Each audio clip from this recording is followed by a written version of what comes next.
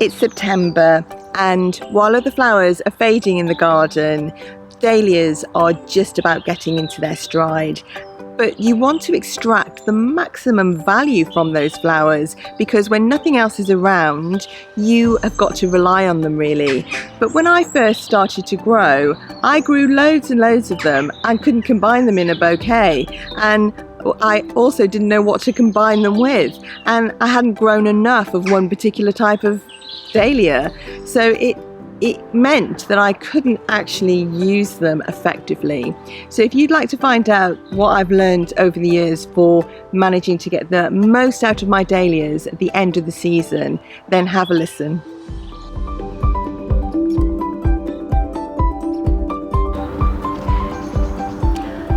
Colour.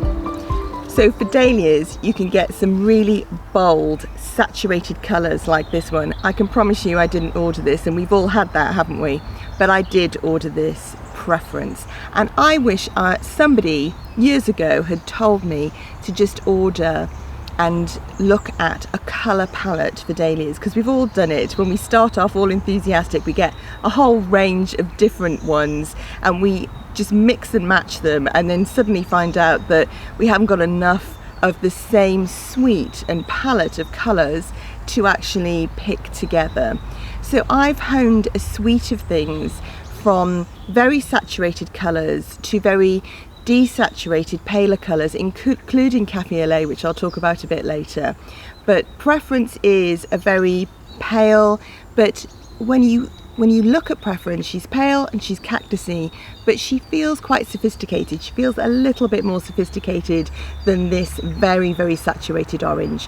What I grow with preference is Cornell Bronze and Labyrinth, which is a mixture of colours. So the great florist Paula Pright talks about muses, and very much Labyrinth as the dahlia variety is a muse because it has lots of different colours in one dahlia that then you can match other colours to. Now that is a tonal palette, and that tonal palette is seen to be much more sophisticated. So if you're making bridal bouquets for the autumn and looking to use dahlias and achieve a very sophisticated bridal look, then I think you're going to use preference.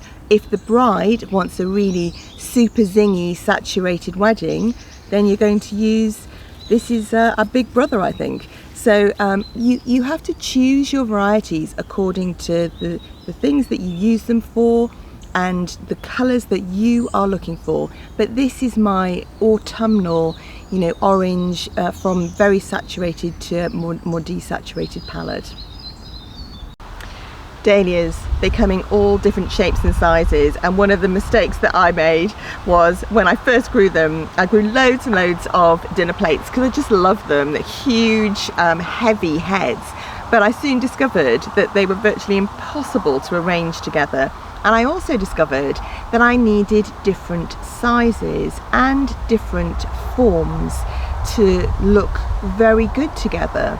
So now I grow a whole suite of different shapes, different size pom-poms. So, and I grow them in colour suites as well. So for white, this is Long Cress, and then I grow Small World, which is a little miniature pom-pom, which is just perfect for buttonholes. And even if you're going to make a bouquet from a pom-pom, you would want a smaller round flower as well to go with it, because when you look at the principles of floral design, it talks about scale, and scale is really important to achieve balance and a really nice aesthetic for if you're going to use dahlias for a bridal bouquet, which I would say is a really brilliant thing to grow them for, because at this time of year in September they are the key thing for me that is still giving so many flowers with so many colours. So it's really critical that you think of what you're going to use them for. So I also grow a cactus in the white, and also I do grow those big dinner plate ones because they are great for pedestals and for statement pieces. But another key shape for a dahlia is that flat, smiley, happy face, I call them. And this is what I've got growing at the moment. So chocolate cosmos was crossed, and they made it into a variety called Mexican black, which is this very saturated flower here. It is the only dahlia I know with real scent. It actually smells of chocolate. If you haven't smelt it before, it's worth growing it just to smell it. It's amazing. This is totally tangerine, kind of like not a popular girl with some, but I love her because she has a lot of different colours in her petals, and she has this joyful flat smiley face. Now, I talked about colour and the palettes that I use, and I like to grow a very autumnal palette of oranges, and totally tangerine is just a really good flat face variety that goes with my particular colour palette. Now, there are other varieties and you may have other palettes for your dahlias, but my strong advice is to grow things that are shapes and palettes and that you can use together. So when you're thinking about dahlias, don't only think about colour.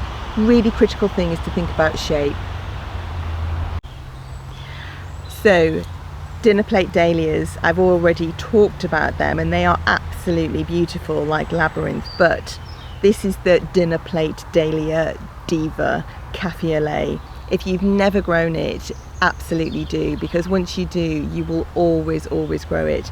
It's this amazing colour of milky coffee, sort of quite desaturated, but the big thing about the colour of Cafe au lait, it just looks like a blushing bride, which is why every bride wants it in her bridal bouquet. And the other thing about the colour of Cafe au lait, it goes with virtually everything, so it's just worth growing a lot of it for that one thing. Now, I've got some preference here, and I've got my cactus. The thing that is the tricky thing with Cafe au lait, you've probably seen more ropey bridal bouquets with one Cafe au lait plonked at the front than good bridal bouquets with Cafe au lait, because they are very flat faced and they are quite heavy, so they tip very easily. My thought on that is I would never have a bridal with just one Cafe au lait.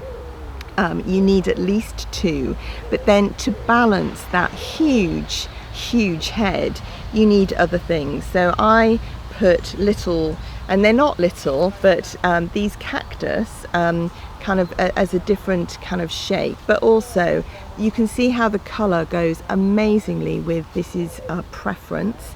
So because they are so flat faced, I think it's quite nice to have something with a very different shape to go with Cafe au lait.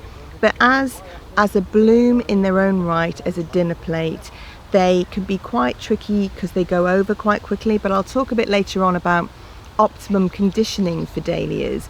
But you can cut them smaller as well, so you don't have to wait until they're these big blousy blown heads. But why wouldn't you? Because they are just so beautiful. So Cafe au lait, if you're going to grow one dinner plate, grow this one.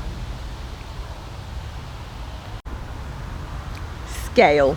When I first started to grow dahlias, I remember buying huge numbers of single varieties because I was just so enthusiastic about growing different colours and different shapes and everything that I could get my hands on. And what I rapidly discovered is that I didn't have enough flowers from single plants to make anything properly at all. So I've talked about colour and I've talked about shapes and different ways to combine them. I soon discovered that you need a minimum scale of dahlias to grow to actually be able to do anything with them at all.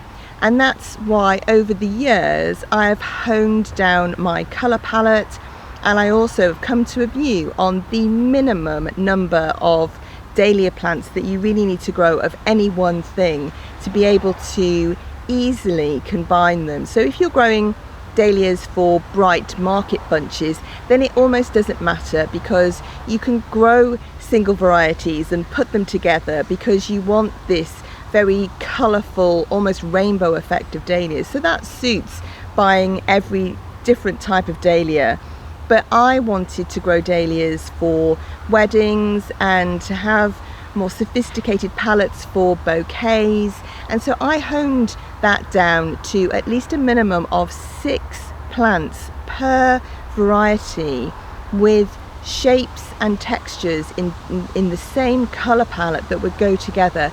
And that meant that at any one time I could go out and cut a bouquet or a bridal for a wedding and know that I would have enough flowers to use together. So preference is now being expanded, and the advantage you have with dahlias is every year you can dig up the tubers and you can then save your favourite varieties and then just propagate from them. You never need to buy the variety again. So this is Cornell Bronze. I have had her since 2016 and she's been a favourite pom-pom ever since that date, because she's such a robust grower. She throws out loads and loads of flowers, and for me, for my palette, I think dahlias are very autumn thing, so I always grow warmer colours, the orange palettes.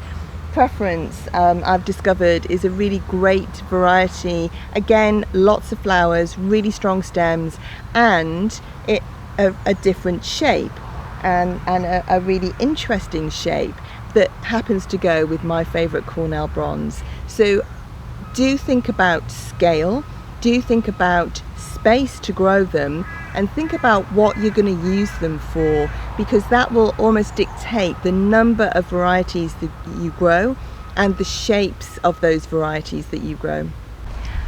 Cutting and conditioning dahlias, for sure you need your bucket. It's no point cutting them and then carrying them into the house and then plonking them in some water, because they're hollow stemmed, and by that point they've already sealed over and they're going to be less amenable to being conditioned. Some people advise cutting them with a knife. I use a super strong pair of secateurs. I have a bucket of water standing ready. But another key thing for cutting is where to cut. So when you look at a dahlia stem, you can get down to these nodes, and often the first node, and Preference here has got 3 flower heads coming out, but I will cut down to at least this second node, or if not the 3rd node.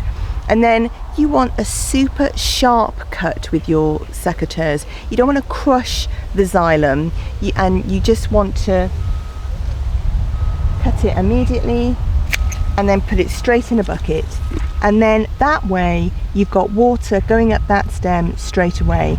And you need to harden them off. So by that I mean they need to take up the water, and you can tell when they've taken up the water because that stem feels super stiff, and you can see how it's a bit soft now, but when it's been conditioned for 24 hours in the dark, in the cool, it will go very stiff, because Preference has got these lovely stiff stems. Often people make the mistake of dahlias, they get taller and taller and taller, and then not cutting them down at the node, but dahlias will regenerate and reflower from further down the plant, and that's why at the beginning of the season it's absolutely critical to just stop that first stem coming up and then it branches. You get so many more flowers when it does that. So conditioning, you can make them last a good 5 days. It depends on the variety as well, but the key first thing is getting them into that water, the super sharp cut, and then you've got a chance of conditioning them well. So you've sorted out your colour palette, your varieties, your shapes, your sizes, your scale for your dahlias. But what on earth do you put with them? Because when you're making bouquets, you can't just have a dahlia bouquet. It doesn't look like, it looks like a market bunch. You need something that's going to be sophisticated, that's going to have scent, because dahlias don't really have a lot of scent. So I want to introduce you to Lady Emma Hamilton. This is, I think, one of my favourite roses. She flowers her socks off all the time. This is at least her 3rd flush, but she is glorious with Preference. And you will have different needs and colours and things that you love, but I have this autumnal palette for my dahlias, and Lady Emma Hamilton as a rose, as a scented rose, as a very blousy open shape, just really goes with the very different texture and you know, aesthetic of a dahlia. You want things to go with them that are going to make them look a little bit more sophisticated, romantic, that have a bit of movement, because dahlias otherwise can be quite stiff. So you need to think about things that can add to the dahlias as an aesthetic, because otherwise, you know, who would want to have just a stiff dahlia bouquet? You need to think about those things that are going to add an air of sophistication. Sometimes you need contrast with your desaturated palette for dahlias. So this Physocarpus Diablo is a really brilliant foliage for that. It's kind of hard at this time of year, so it's good to cut from mature stems, because if you're using them for bridals, you want to make sure that they will hold. Ideally the ones with berries on the background, you can see one just right back there, that will really hold for a bouquet. Obviously at this time of year, eucalyptus has started to come into season with its bluey leaves, which go perfectly with this sort of palette. But I like to have a dark saturated contrast with the dahlias, because it really makes them pop. Dahlias can be a bit clumpy, let's be honest, so you definitely need to look for dancers and movement, and honeysuckle at this time of year is perfect. Mine's still flowering just, but it turns, those flowers turn into beautiful berries that just look amazing with dahlias.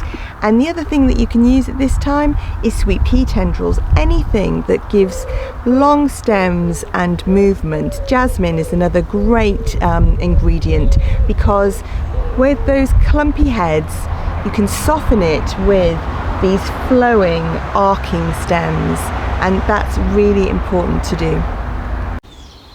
Dahlias are brilliant for growing in September, so I hope the tips and tricks that I've shared with you have given you some great ideas for your palettes that you can use going forward. See you in the next video.